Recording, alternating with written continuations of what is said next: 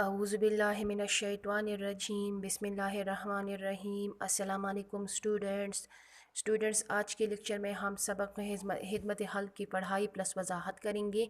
लेकिन स्टूडेंट्स, सबसे पहले आप लोग रफ नोटबुक निकालें और अपने साथ इस्लामियात का होमवर्क रफ नोटबुक में नोट कर लें। स्टूडेंट्स, इस्लामियात में आज आप लोगों का जो होमवर्क है वो तहरीरी है। इसी तरह लेके घर का काम 9 मई 2020, फिर होमवर्क लेके सबक ईमानदारी में मुख्तसर सवालात जवाबात तहरीरी याद करें। स्टूडेंट्स, ये होमवर्क आप लोग अपने साथ रफ नोटबुक में नोट कर लें। अच्छा स्टूडेंट्स, अब किताब के सफ़ा नंबर 88 पे आ जाए। किताब के सफ़ा नंबर 88 पे जो सबक है इसका नाम है हिदमत हल्क। हिदमत हल्क का मतलब है लोगों के काम आना। स्टूडेंट्स, इस सबक में हम हिदमत हल्क और इसकी अहमियत से वाकिफ़ हो सकेंगे। नबी अकरम सल्लल्लाहु अलैहि वसल्लम की ज़िंदगी मुबारक से हिदमत हल्क की मिसालें पढ़कर इनसे सबक हासिल कर सकेंगे और हिदमत हल्क की मुख्तलिफ़ सूरतें जान सकेंगे। तो स्टूडेंट्स, फर्स्ट नंबर लाइन पे फिंगर रख दे, मैं पढ़ रही हूँ, आप लोग गौर से सुने। हिदमत हल्क से मुराद ये है कि अल्लाह ताला की मखलूक को फ़ायदा पहुँचा कर इसके साथ अच्छा बर्ताव किया जाए। बर्ताव यानी अच्छा सलूक किया जाए। इस्लाम ने हिदमत हल्क पर बड़ा ज़ोर दिया है। कुरान मजीद में अल्लाह ताला का इरशाद है, यानी स्टूडेंट सारी मखलूक जो है ये अल्लाह ताला का कुंबा है और अल्लाह को वो शख्स सबसे ज़्यादा महबूब है जो उसकी कुंबे की साथ अच्छा बर्ताव करे, अच्छा सलूक रखे करे, अच्छे अच्छे ताल्लुकात रखे, एक दूसरे की मदद करें। ठीक है, क्योंकि हिदमत हल्क का मतलब ही क्या है? लोगों के काम आना। जिस तरह अल्लाह ताला ने कुरान मजीद में इरशाद फरमाया है, तू लोगों के साथ अच्छा सलूक कर जैसा कि अल्लाह ने तेरे साथ भलाई की है। ये कुरान मजीद में अल्लाह ताला का इरशाद है। इसी तरह नबी करीम सल्लल्लाहु अलैहि वसल्लम का इरशाद भी है, तमाम लोगों में अच्छा वो शख्स है जो लोगों के लिए ज़्यादा फ़ायदा मंद हो। खैरुन्नास से अनफअहुल लिन्नास से क्या मतलब है? तमाम लोगों में अच्छा वो शख्स है जो लोगों के लिए ज़्यादा फ़ायदा मंद हो। यानी तमाम लोगों में अच्छा इंसान, अच्छा आदमी वो है जो दूसरे लोगों के लिए ज़्यादा फ़ायदा मंद हो। यानी जो अपने फ़ायदे को दूसरों के फ़ायदे पर ज़्यादा तरजीह दे, यानी अपने फ़ायदे सोचने के बजाय दूसरों के फ़ायदे के बारे में सोचें। यानी तमाम लोगों में अच्छा वो शख्स है जो दूसरों के लिए ज़्यादा फ़ायदेमंद हो, जो दूसरों को ज़्यादा फ़ायदा पहुंचाने वाला हो।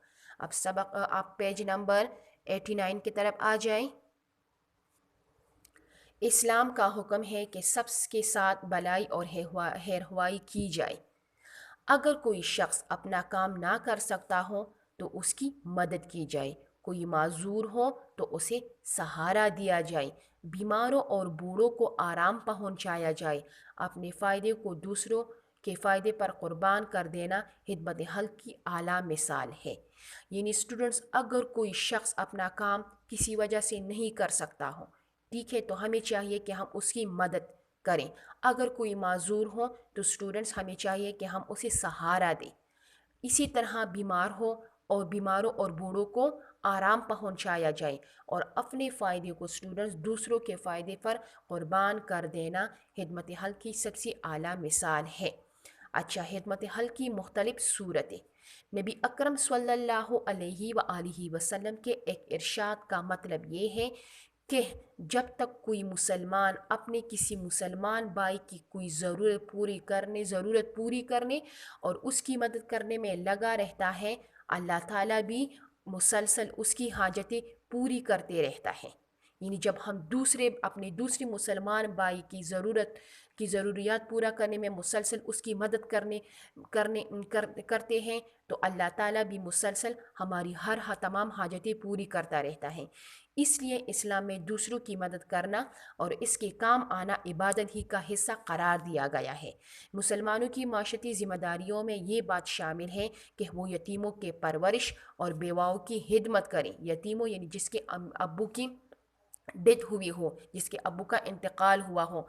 बेवा यानी बेवाई जो होते हैं, बेवा जो होते हैं, तो वो वही औरतें जिसके शोहर का इंतकाल हुआ हो, उसकी हिदमत करें। बीमारों की देखभाल और अयादत करें।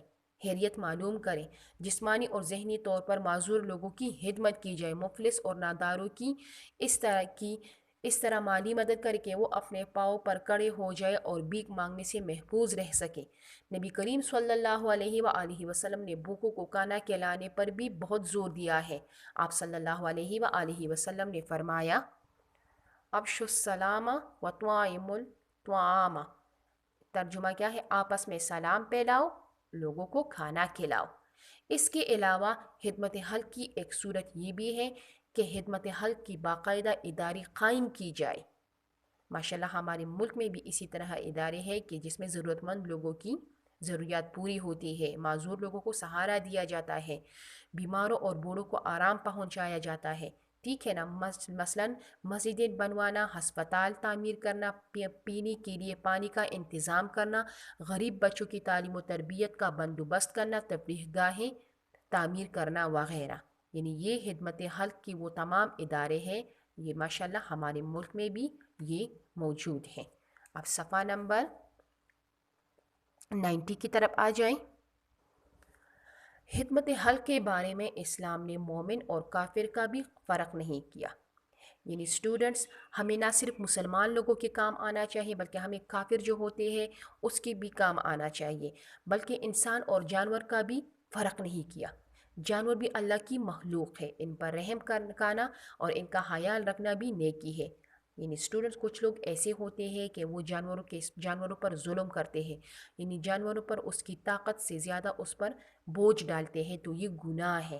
ہمیں چاہیے کہ ہم جانوروں پر بھی رحم کائے اور ان کا خیال بھی رکھے، کیونکہ یہ بھی اللہ تعالیٰ کی بے زبان مخلوق ہے۔ البتہ یہ ضروری ہے کہ جس طرح مسلمان کی تمام دوسرے کام اللہ تعالیٰ کی رضا کے لیے ہوتی ہے، اسی طرح خدمت حلق بھی اللہ کی رضا کے لیے ہو۔ کسی کی خدمت کرنے کے بعد اس پر احسان جتلانا اور اس کا دل دکھانا نہ صرف یہ کہ خدمت حلق کی نیکی کو ضائع کر دیتا ہے، بلکہ کسی کے دل دکھانے کا گناہ بھی اس پر لازم آتا ہے۔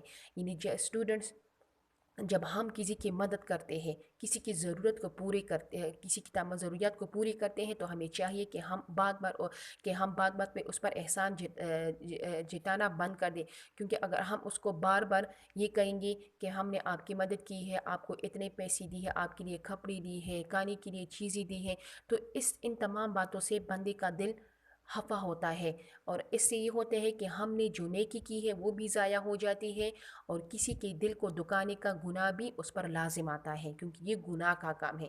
اس لیے صرف اللہ تعالیٰ کی رضا حاصل کرنے کے لیے خدمت کی جائے، یعنی جب بھی ہم کسی کی کوئی مدد کرتے ہیں تو اللہ تعالیٰ تو یہ سمجھے کہ ہم اللہ تعالیٰ کی رضا حاصل کرنے کے لیے یہ خدمت کر رہے ہیں، کسی کی مدد کر رہے ہیں، کسی کی ضرورت کو پوری کر رہے ہیں۔ اس میں نہ کسی پر احسان مقصود ہو اور نہ ہی کوئی اور ذاتی فائدہ حاصل کرنے کی کوئی خواہش ہو۔ اچھا، پھر نیکسٹ پیراگراف جو ہے وہ کیا ہے؟ سیرت طیبہ اور صحابہ کی زندگی سے خدمت حلق کی مثالیں، یعنی ہمارے پیارے نبی کریم صلی اللہ علیہ وآلہ وسلم نے کبھی کسی سوالی کو محروم نہیں کیا، لیکن آپ صلی اللہ علیہ وآلہ وسلم کی طریقیں مثبت اور تعمیری ہوتی تھیں۔ ایک بار ایک ضرورت مند نے آپ صلی اللہ علیہ وآلہ وسلم سے ضرورت پوری کرنے کے لیے کچھ مانگا، تو آپ صلی اللہ علیہ وآلہ وسلم نے اسے روزگار پر لگا دیا۔ کیوں روزگار پر لگا دیا؟ تاکہ اسے بھیک مانگنے کی ضرورت ہی نہ رہے۔ کبھی آپ صلی اللہ علیہ وآلہ وسلم کے پاس بھی دینے کو کچھ نہ ہوتا تھا، تو آپ صلی اللہ علیہ وآلہ وسلم دوسروں سے قرض لے کر کسی کی ضرورت پوری فرما دیا کرتے تھے، یا پھر کسی دوسرے مسلمان سے فرما کر اس کی ضرورت پوری کرا دیتے تھے۔ یعنی نبی کریم صلی اللہ علیہ وآلہ وسلم نے کبھی بھی کسی سوالی کو محروم نہیں کیا، یعنی جب حضرت محمد صلی اللہ علیہ وآلہ وسلم جب حضرت محمد صلی اللہ علیہ وآلہ وسلم سے کوئی ضرورت مند اپنی ضرورت پورا کرنے کے لیے کچھ مانگ دیتے تھے، تو حضرت محمد صلی اللہ علیہ وآلہ وسلم اسے روزگار پر لگا دیتے تھے، اسے کام دیا کرتے تھے کہ آئندہ اسے بھیک یعنی سوال مانگنے کی ضرورت نہ رہے۔ بعض اوقات اس طرح ہوتا تھا کہ حضرت محمد صلی اللہ علیہ وآلہ وسلم کے پاس کچھ دینے کے لیے کچھ بھی نہیں ہوتا تھا، تو وہ کیا کرتے تھے؟ وہ دوسروں سے قرض لے کر ضرورت مند کی ضروریات پوری کر دیتے، یا پھر کسی دوسرے مسلمان کو فرما کر اس کی ضرورت پوری کرا دیتے تھے۔ اسی طرح آپ صلی اللہ علیہ وآلہ وسلم ہی کی طرح صحابہ کرام بھی خدمت حلق میں پیچھے نہ رہتے تھے۔ حضرت ابو بکر رضی اللہ تعالیٰ عنہ معذور لوگوں کو بکریوں کا دودھ دو کر دے آتے تھے، یعنی بکریوں سے دودھ نکال کر اس کو دے آتے تھے۔ حضرت عمر رضی اللہ تعالیٰ عنہ اللہ کے مخلوق کی خدمت اور ان کی ضروریات و مسائل سے آگاہ ہونے کے لیے راتوں کو آرام کرنے کے بجائے گشت کیا کرتے تھے۔ یعنی حضرت عمر رضی اللہ تعالیٰ عنہ کیا کرتے تھے، لوگوں کی ضروریات معلوم کرنے کے لیے وہ گلیوں میں راتوں کو گشت لگایا کرتے تھے کہ اگر کسی کی ضرورت ہو تو اس کی ضرورت پوری کی جائے۔ مدینہ منورہ میں ایک بار قحط پڑا تو حضرت عثمان رضی اللہ تعالیٰ عنہ نے اپنا سارا غلہ مہنگے داموں یعنی زیادہ قیمتوں فروخت کرنے کے بجائے اللہ کی مخلوق میں مفت تقسیم کر دیا۔ حضرت علی رضی اللہ تعالیٰ عنہ اور آپ کے گھر والے خود بھوکے رہ کر دوسروں کو اپنا کھانا دے دیا کرتے تھے۔ نبی کریم صلی اللہ علیہ وآلہ وسلم کی دوسری صحابہ کرام بھی خدمت حق میں مصروف رہتے تھے۔ ان کی ذہن میں ہر وقت نبی کریم صلی اللہ علیہ وآلہ وسلم کا یہ ارشاد رہتا تھا کہ جس نے اپنے بھائی کی مدد کی، اللہ تعالیٰ اس کی ضرورت خود پوری فرمائے گا، اور بالکل اسی طرح ہوتا تھا۔ دیکھیں کہ حضرت علی رضی اللہ تعالیٰ عنہ اور اس کے گھر والے خود بھوکے رہتے اور اپنے حصے کا کھانا دوسروں کو دیا کرتے تھے۔ تو جس طرح وہ لوگوں کی ضروریات پوری کرتے تھے تو اللہ تعالیٰ بھی اس کی ضرورت خود بخود پوری فرما دیا کرتے تھے۔ تو اسٹوڈنٹس، آج کے لیکچر میں ہم نے سبق خدمت حلق کی پڑھائی پلس وضاحت کی۔ انشاءاللہ پھر نیکسٹ لیکچر میں ہم سبق خدمت حلق میں جو مختصر سوالات ہیں اور مفصل سوالات ہیں اس کی جوابات لکھیں گے۔ تو اسٹوڈنٹس، آج کے لیکچر میں اتنا کام کافی ہے۔